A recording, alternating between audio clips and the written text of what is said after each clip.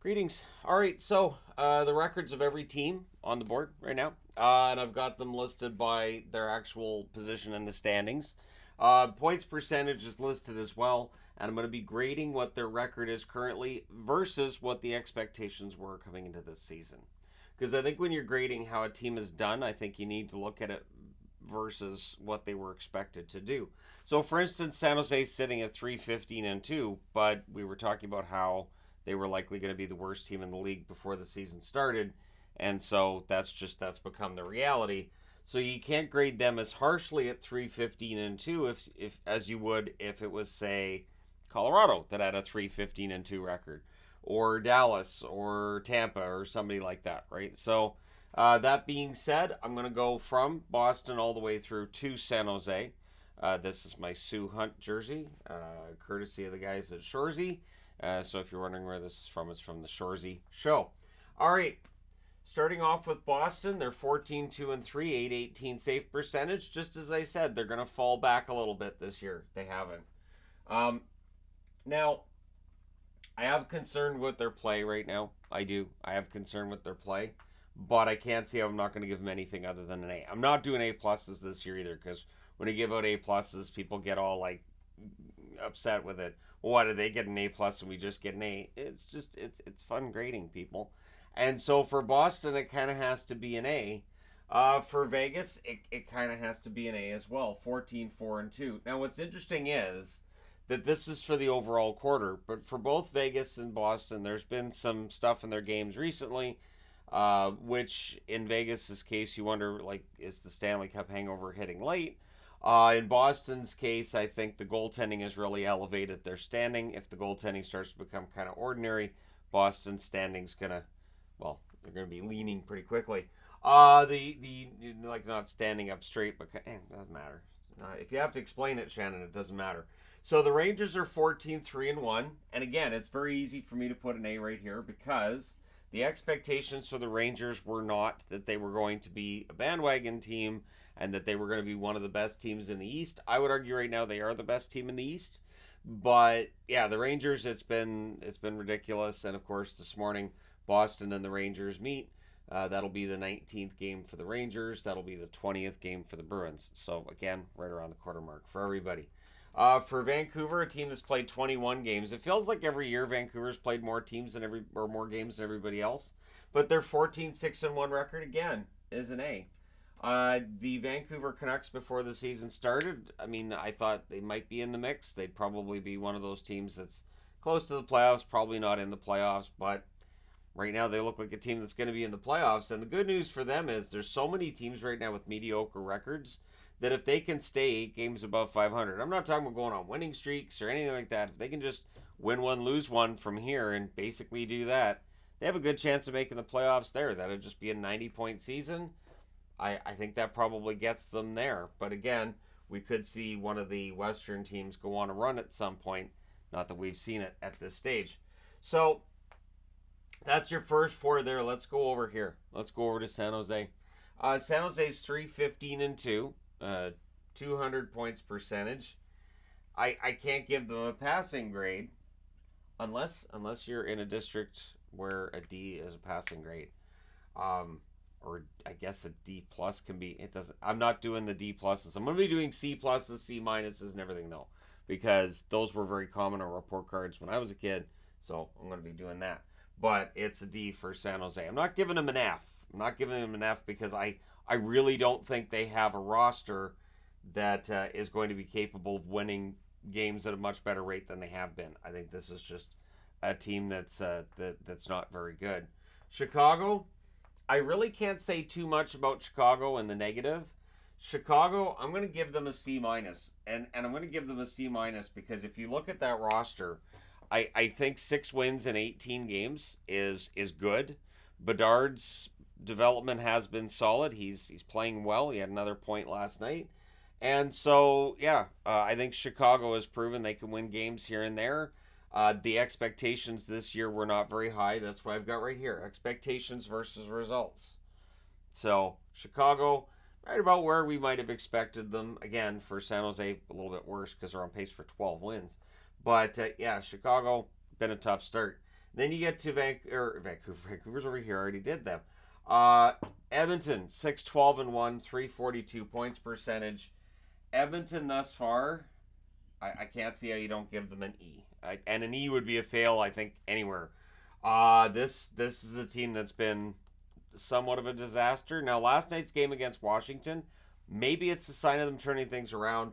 I think that was also, last night was a game where they were probably pretty embarrassed from their previous results. I think that makes a difference. We'll see if it's sustainable from one game to the next. It does not change the grade. Minnesota also in the E category. The Minnesota Wild, I understand they've got their cap issues and everything, but this team should not be 5-9-4. The 389 points percentage just simply doesn't cut it. So for me, Minnesota, that the failing grade for Minnesota, and again, it's about expectations. They were not expected to be anywhere near the San Jose Sharks this year. They were expected to be much, much closer to where, say, Philly or the Islanders might be.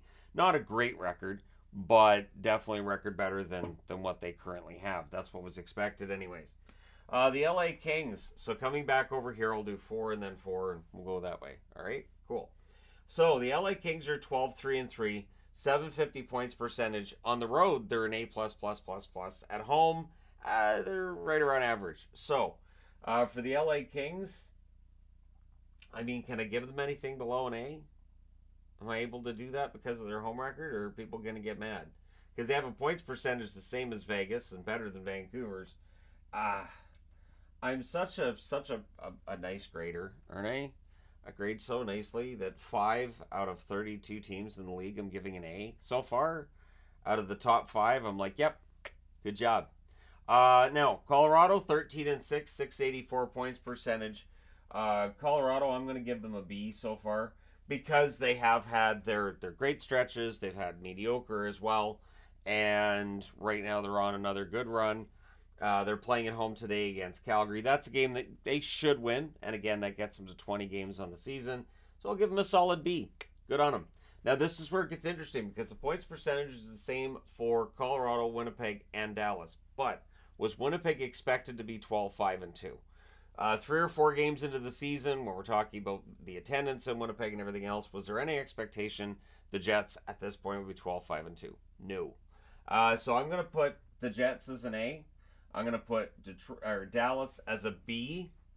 Dallas, again, I've had some concerns recently. Last night's game against Calgary didn't necessarily alleviate any of those concerns. It caused those concerns to multiply, if anything. So for Dallas, I give them a B.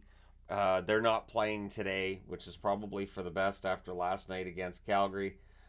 Bag skates for everybody. I'm just kidding. But it's been kind of an up and down a little bit. So out of the top 8 teams, I give 6 of them an A and 2 of them a B. I'm so fair. I just, I'm kidding.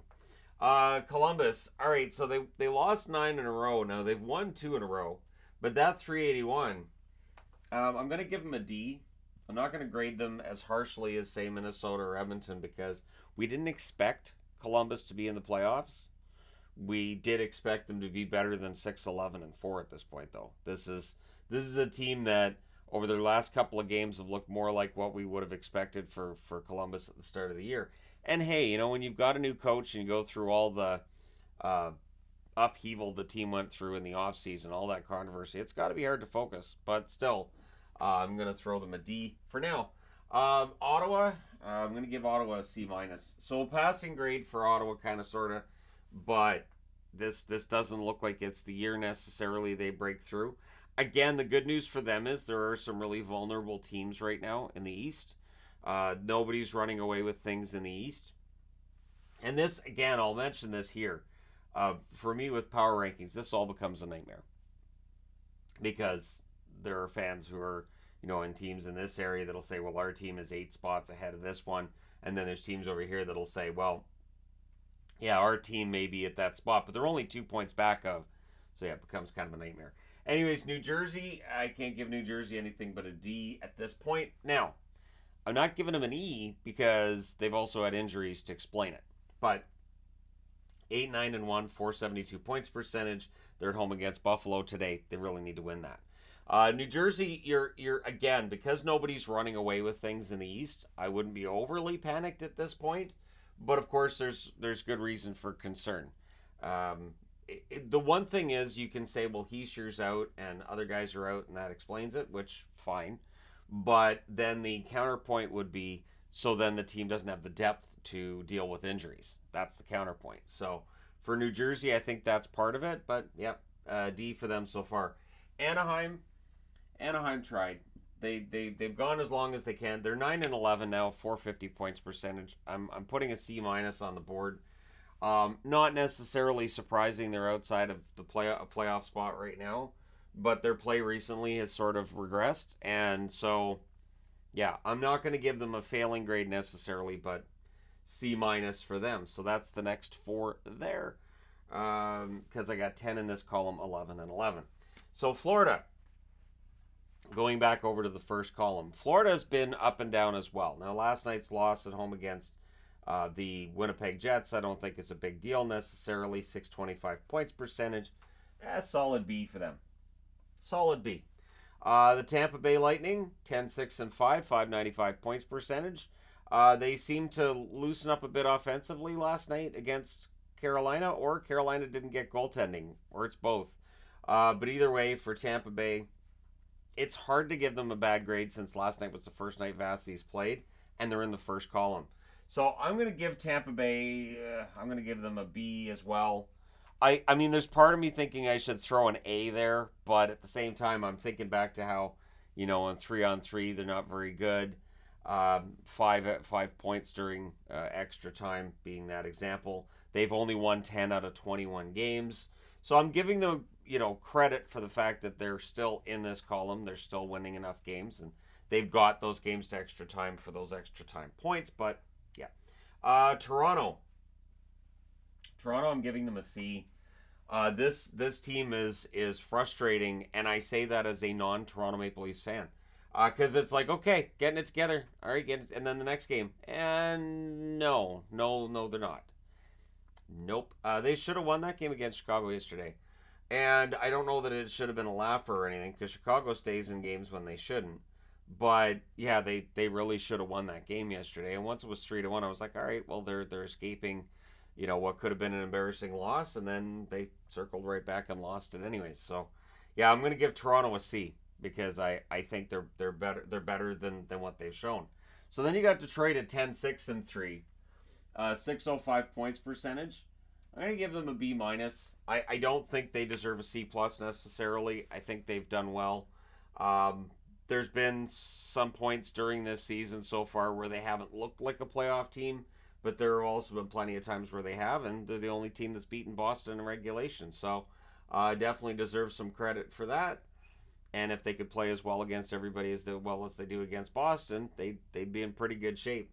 The Capitals, 10-5-2, 647 points percentage. I'm going to throw them a B as well. The expectations were not high for Washington coming into this season. The fact they're in a playoff spot, great for them. And again, there's enough weakness with teams right now in the NHL. It's kind of weird, because usually I will say, hey, arguing half the league is mediocre, that's not fair. But definitely half the league right now is a mediocre record. And so, again, for me, trying to grade teams and figure, okay, I think this team's playing better than this team, it can be tough. But yeah, the Capitals have been playing really, really well. Really, really solid hockey. So the Capitals end up getting themselves a B. That's the 13th team. I threw my the whole scheme is gone. The whole thing is, that's it. I'm finished. I'm going to just turn the video off. Kidding. So I'm going to come over to Arizona now, because I did 5 teams there. Now I'll do 5. I'll do 5 here too. Arizona, 8-9-2, 474 points percentage. I think Arizona's right around where I know personally that's where I expected them to be. So I'm going to give them a C plus, because the advancement is still there. They may not be a playoff team yet, but there's some advancement there. And yeah, which means the Anaheim one. Should Anaheim be a C plus then too? Right? Am I being too mean to Anaheim? I might be being too mean to Anaheim. I'm going to change the C minus to a C plus. There you go, Anaheim. You guys are good. I'll see you in January. So I don't. Yeah, it's not like I don't want to give them too harsh of a grade because I'm gonna have to answer to these fans face to face at some point. I'm just gonna change the C minus to a C plus and we'll move along. Nashville 9-10 and they've won 4 in a row. So Nashville, I'm gonna throw them a C plus too. Sure, why not? I'm being generous. It's the C plus row at this point. But yeah, Nashville, 9-10 record now. If they win the next one, they're 500. And again, with the amount of mediocre playing teams, just teams that are inconsistent from one game to the next, you never know. Maybe Nashville can get back into a playoff spot. Pittsburgh 9-10, 474 points percentage, the same as Nashville. I'm going to give them a C though. It's been so up and down. Where they were 3-6, then they win 5 in a row or 6 in a row, and then they're losing again. And the reality of what this team is and what this team can do is probably around the 500 mark. So they're probably not as bad as their losing streaks, probably not as good as their winning streaks. But yeah, Pittsburgh 9-10 so far. Calgary 8-9-3, 475 points percentage. They've been playing better lately. So consider, I mean, they missed the playoffs last year. They're below 500. I'm going to give them a C. Sure, yep. The expectations were a little bit higher for them this year. So I'm going to give them a C. I don't know if I feel good about it or not. Maybe I'll come back and just redo the entire video. Just be like, no, I'm just going to redo the entire video. For Montreal, 9-9-2. The amount of injuries they're dealing with, they have a 500 record. I'm going to go ahead and I'm going to give Montreal a B. A 500 record for Montreal is good, and they're staying in the hunt. Their goaltending has definitely helped them stay in the hunt, and there you go. I'm wearing a hunt jersey. It just works. It just works. I managed to tie it in. But yeah, so what's interesting is this. Montreal at a 500 record, that's a B. For the Buffalo Sabres at a 500 record, disappointment in parts. I'm going to give them a C. I'm going to give them a C. They had the comeback win last night. Tonight they're in New Jersey. We'll see whether or not they can get a couple of wins in a row and how it goes for them. But yeah, I'm going to give Buffalo a C. Which brings us to, I'll do the Seattle one next, and then I'll start going from Carolina down again. Seattle 8-9-5, 470 is their points per, or 477 is their points percentage. They didn't look great against Vancouver last night. I think overall, I'm going to give them a C minus. The expectations coming into this season were from some that they were going to fall back a bit, that the playoffs and the run they had last year may not be sustainable. But at any rate, I think that they can play better.